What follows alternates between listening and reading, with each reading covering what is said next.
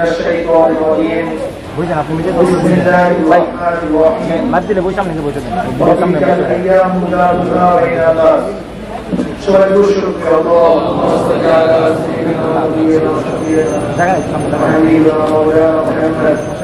صلى الله عليه وعلى آله وصحبه وسلم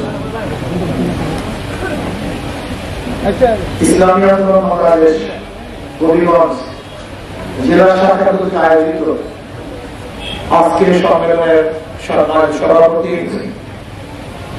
এদেশের শ্রেষ্ঠ সন্তান, শ্রদ্ধা ভাজন, সিনেটর ওলামায়ে কেরাম, সরকারি স্তরের ইসলাম প্রিয় দেশপ্রেমের ভাইয়েরা, আল্লাহ পাকের শুকরিয়া আদায় করি। প্রচন্ড বর্ষার মধ্যেও আপনারা আমাকে সুন্দর এক সমাবেশে আসার বলার সুরার তৌফিক দান করেছেন, এর জন্য শুকরিয়া দেন সবাই আলহামদুলিল্লাহ। ইসলাম কি, ইসলামী আন্দোলন কেন, এরা কি চায়, এই সম্পর্কে আমাদের অনেকেই বুঝ নেই, অনেকের জানা নেই। ইসলামী বৌদিরা আজকে মুসলমানদের এমন ভাবে বুঝছে যে মুসলমান ইসলামকে ভয় পায়, বিশাল ভয় পায়। ইসলাম মানেই যেন জগৎ এক পাথর, ইসলাম মানেই মনে হয় মহিলাদেরকে বস্ত্রাবৃত করা হবে, ইসলাম মানেই হলো আমাদের যুবকদেরকে সব কিছু ছেড়ে দিয়ে মসজিদের মধ্যে ঢুকানো হবে, ইসলাম মানেই আমাদের স্বাধীনতাকে ভঙ্গুর করা হবে। এরকম হাজারো প্রশ্ন আমাদের মুসলমানদের মাথার মধ্যে ঘুরপাক আছে। ইসলাম পছন্দ করি না, ইসলাম সম্পর্কে জানি। ইসলাম মানি হলো ওই যে একটা এইরকম করা হবে। ইসলামের বার্তা কি, ইসলাম কি চায়? 550 বছর পর্যন্ত, 800-900 বছর পর্যন্ত কোন আদর্শ স্থায়িত্ব লাভ করতে পারেনি।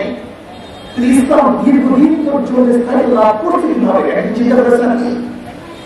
দেখেন আজকে Socrates, Plato, Aristotle, Montesquieu, Lord Rousseau, Abraham Lincoln, Karl Marx শুরু করে সমাজতন্ত্রবাদ, ধর্মনিরপেক্ষতাবাদ, গণতন্ত্রবাদ, সোশ্যালিজম, ক্যাপিটালিজম, কমিউনিজম মানুষকে মুক্তি দিতে পারে না, শান্তি দিতে পারে না।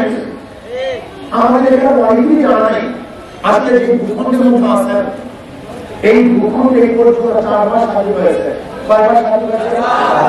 প্রথম বিদেশ থেকে আমরা স্বাধীন হয়েছিলাম, ব্রিটিশ থেকে।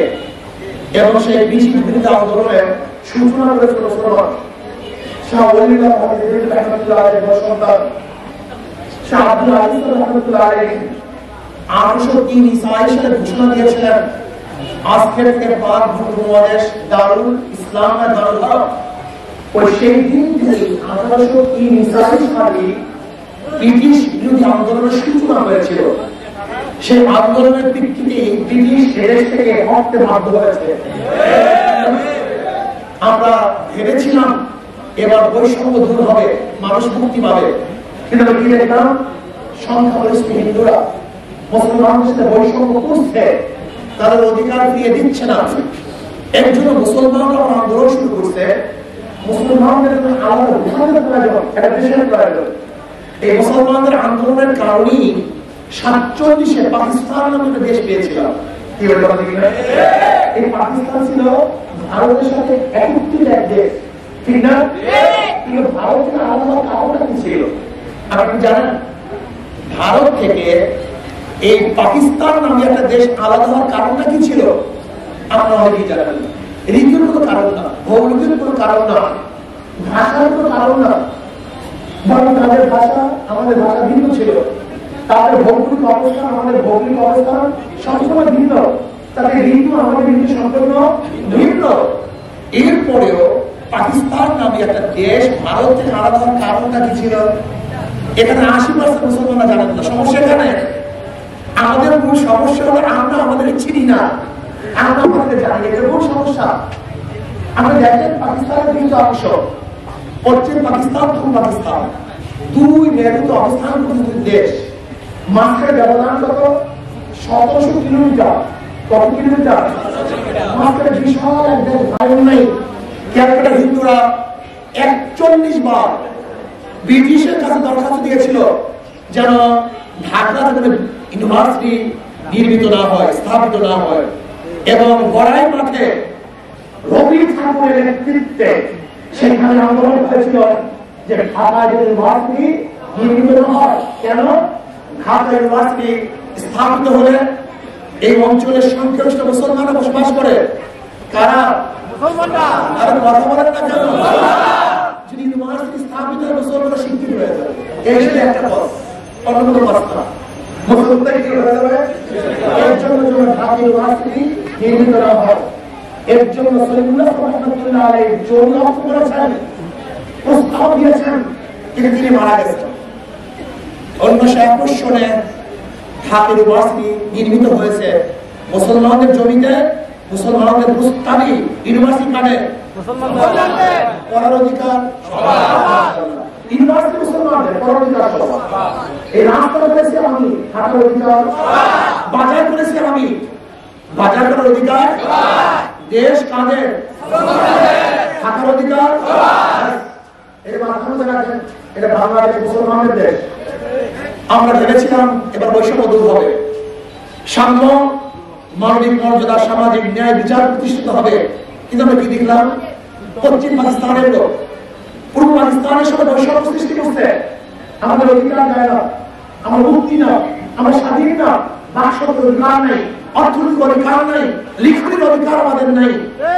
আমরা আন্দোলন করলাম, সংগ্রাম করলাম। সেই 71 আন্দোলনের ভিত্তি ছিল কয়টা?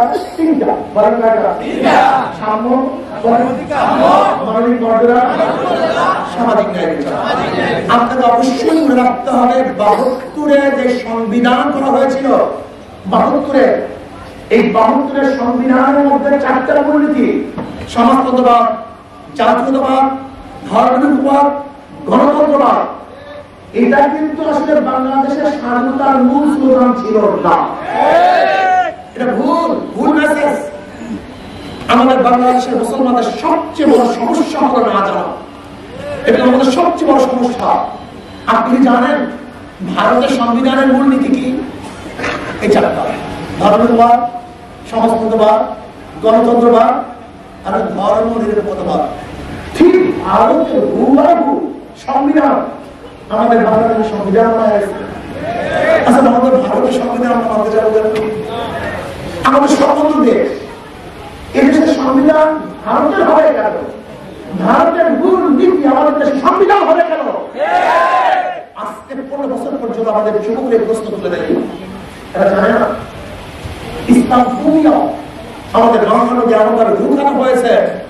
ইসলাম মানে আত্মহত্যা, ইসলাম মানে যেটা কি? ইসলাম মানে আমাদের বন্দী করবে, ইসলাম মানে আমাদের অধিকারকে পূর্ণ করবে। অথচ ইসলাম তোমাদের সবচেয়ে বেশি অধিকারকে রক্ষা করছে। ইসলাম মানে কি? ইসলাম কি জিনিস?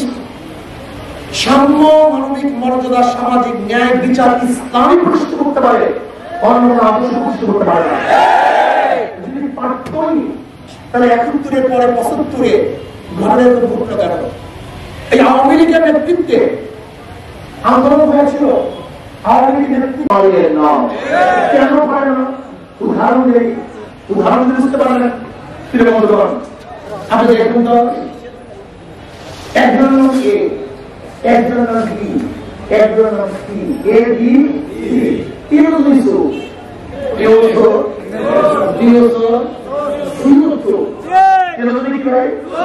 ক্ষমতাকে যে ক্ষমতা কি করেছে?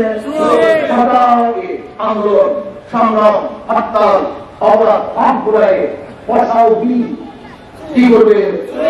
আমার আন্দোলন, আমার জীবন মর্যাদা, যাদেরকে ভোট দিয়েছি, ক্ষমতায় বসিয়েছি, ওরা মানুষমিক চাঁদা, মানুষমিক টাকা, মানুষমিক খুনি, মানুষমিক ধর্ষণ, ওরা 100 ধর্ষণ করার শান্তি পালন করে।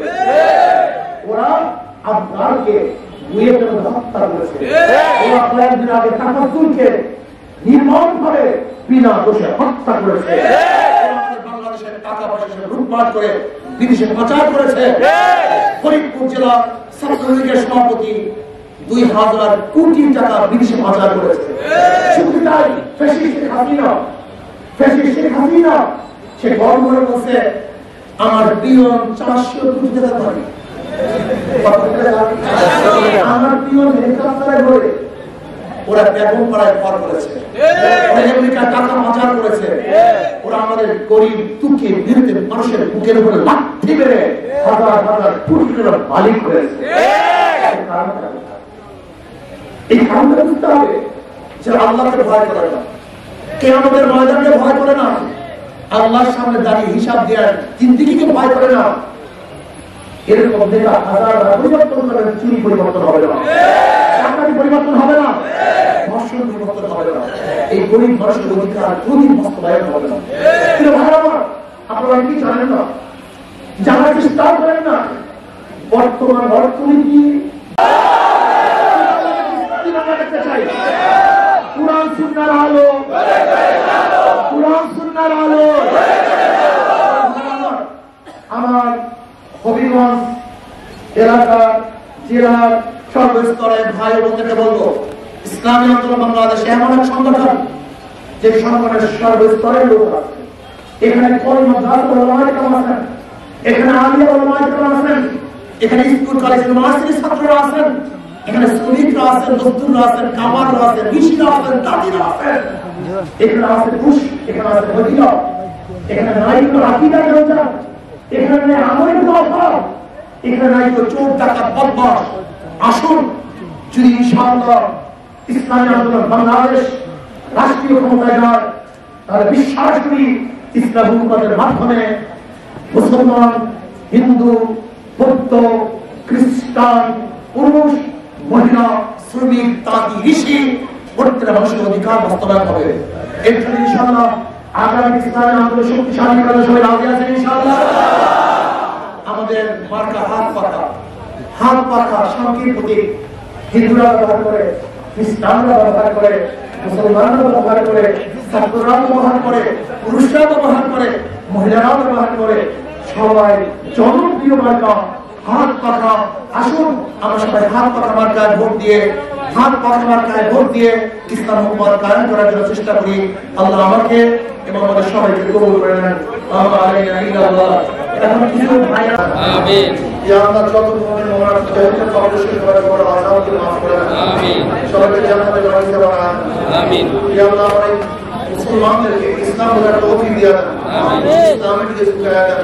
আমিন, আপনার জমিনে আপনার হুকুমত ইসলাম হুকুমত কায়েম করে দেন। আমিন, ইসলাম হুকুমতের জন্য হাত পাখাকে শক্তিশালী করে দেন। আমিন, সাহাবায়ে কেরামদের মধ্যে ইসলাম হুকুমত কায়েমের ব্যবস্থা করে দেন। আমিন, রব্বিল আরহামহুমা কামা রাব্বায়ানি সগীরা। ওয়াসাল্লাল্লাহু তাআলা আলা মুহাম্মাদ ওয়া আলিহি ওয়া সাহবিহি ওয়া আজওয়াজিহি ওয়া আতবারিহি আজমাইন।